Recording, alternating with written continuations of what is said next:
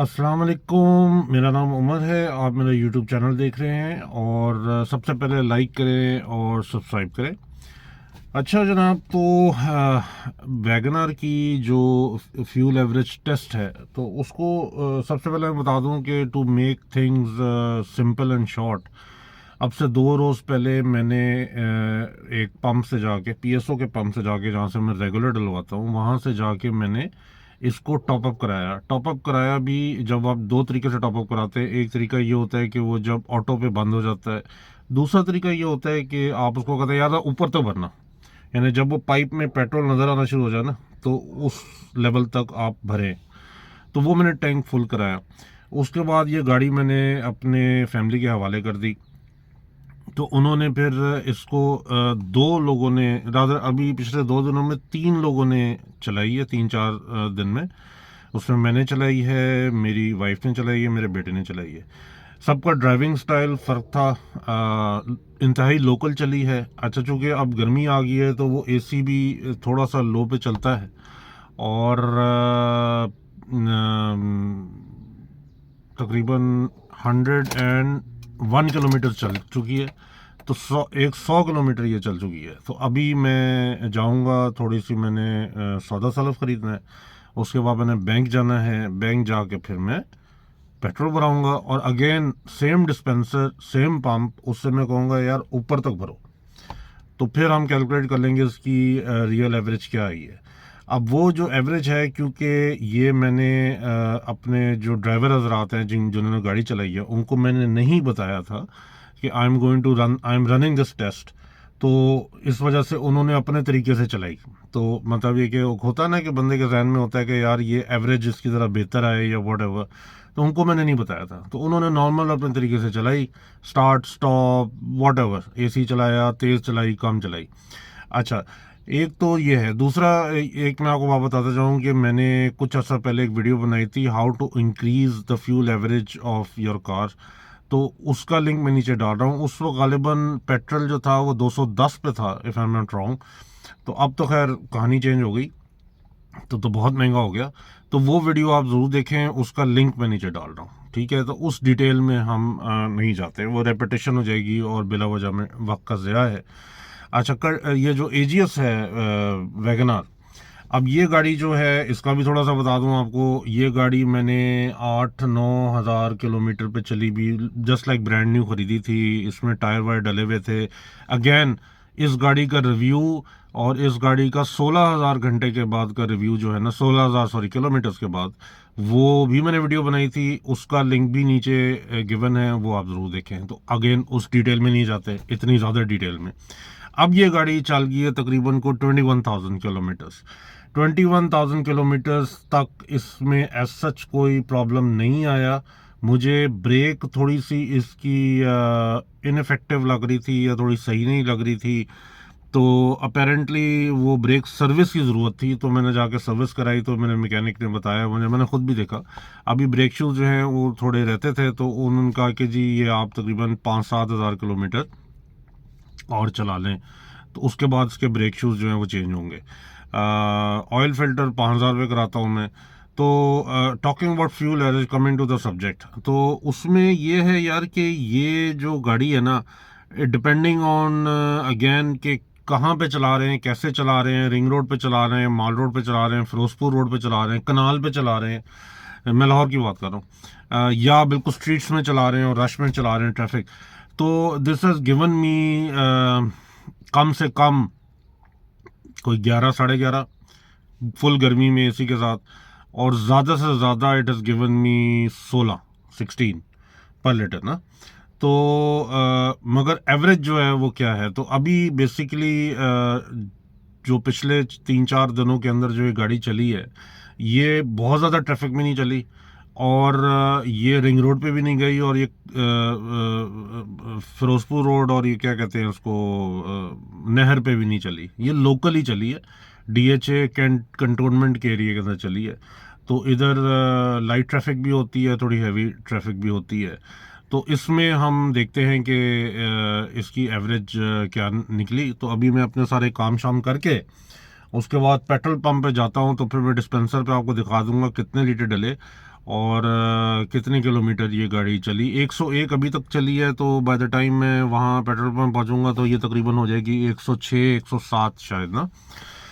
अच्छा, अब आ जाए गाड़ियों की कीमतों के बारे में। थोड़ा सा इस गाड़ी की बात करते हैं ना। तो ये मैंने 2021 मॉडल है, 2021 के अक्टूबर में मैंने ख़रीदी थी, मार्च 2021 की गाड़ी है। उस वक्त ये मैंने ली थी 19 लाख समथिंग की। समथिंग इसलिए कि 19 लाख बेस प्राइस थी प्लस ट्रांसफ़र प्राइस और वगैरह वगैरह, 19 लाख की थी ना।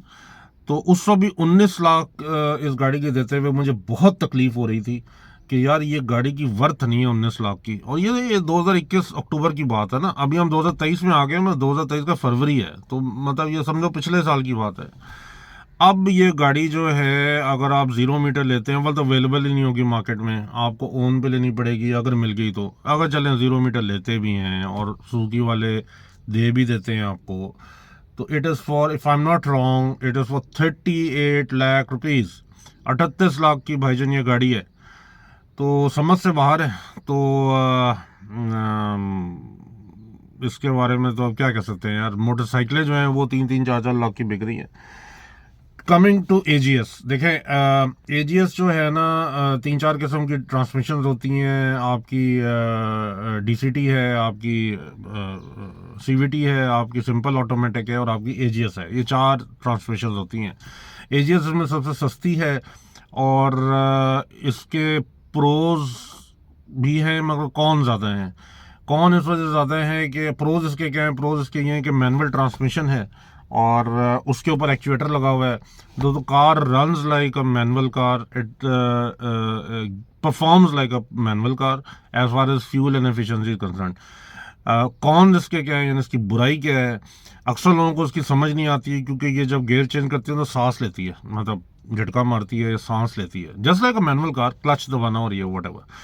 तो इसको ना थोड़ा सा नॉर्मल ऑटोमेटिक गाड़ी या सीवीटी में तो कोई भी बंदा बैठ के चलाना शुरू कर दे उसको फील ही नहीं होगा ना, he will become a master, मतलब मास्टर क्या बनना है, वो ऑटोमेटिक है।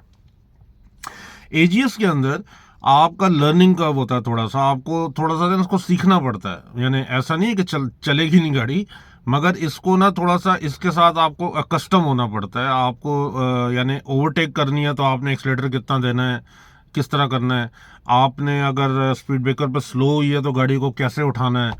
तो ये चीज़ें थोड़ी सी आपको सीखनी पड़ती हैं, देखनी पड़ती हैं। इसी वजह से ये जो एजीएस है ये इतना पॉपुलर नहीं हुआ क्योंकि इसमें वो जो लर्निंग कर्व है, यानी आप बैठते ही आप चलाना शुरू करते हैं तो पता लगता है यार मैं ओवरटेक करने लगे हैं तो गड्डी जड़ी है ना उस साल है कि वो स्लो हो गई थी, वो गियर चेंज कर लिया। तो वो इस किस्म के मसले हैं इसमें। मगर वैसे अदरवाइज अगर वैल्यू फॉर मनी देखें, वैल्यू फॉर मनी की मुराद ये है कि अगर इट्स अ ट्रेड ऑफ ना, क्योंकि देखें पाकिस्तान में बात करते हैं, अगर आपको ऑटोमेटिक गाड़ी चाहिए नई फॉर एग्जांपल, तो आपके पास क्या ऑप्शन है, आपके पास इस छोटी गाड़ियों में तो है ही कोई नहीं। आपके पास ऑल्टो है, वो भी एजीएस है, वैगनर है एजीएस है, कल्टस है एजीएस है, ठीक है। अच्छा कल्टस जो है वो पता नहीं 43 लाख की है। बहरहाल उसके अलावा अगर इससे आप कहते नहीं यार एजीएस चाहिए ही नहीं मेरे को, मैंने एजीएस नहीं चलानी, तो फिर क्या है, फिर आपका पिकांटो है। पिकांटो वैसे ही पिट चुकी है मार्केट के अंदर, उसकी फ्यूल एवरेज का बड़ा मसला है, बस सम वो कामयाब नहीं है, उस डिबेट में नहीं जाते ना। तो उसके बाद ऑटोमेटिक में क्या है आपके पास, आपके पास कोई है ही नहीं लोकल मैन्युफैक्चरर। फिर आप एल7 पे जाते हैं, अगेन वो बजट चेंज हो जाता है, उसकी कैटेगरी चेंज हो जाती है, या फिर आप यारिस है, सिटी है।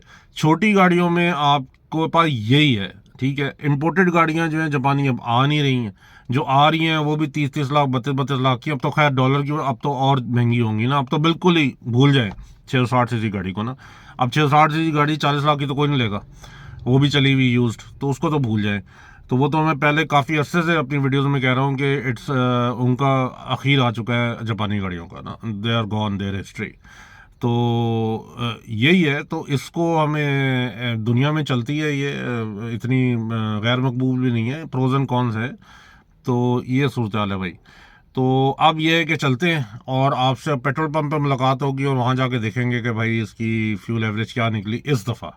मेरा अपना गट फीलिंग है कि शायद अब चूँकि एसी भी चलना शुरू हो गया है, मे बी अराउंड 13 साढ़े 13 इतनी होगी, बट लेट्स सी।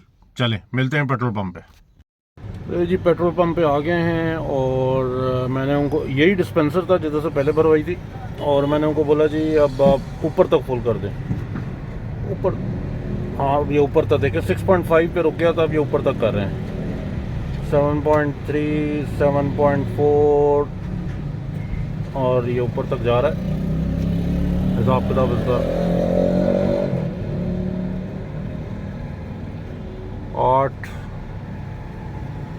मुझे लगता है कि जो एसी चलना शुरू हुआ है ना उसकी वजह से माइलेज जो है ये कम आएगी।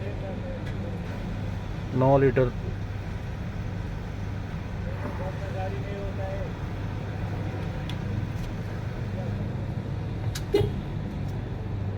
No no no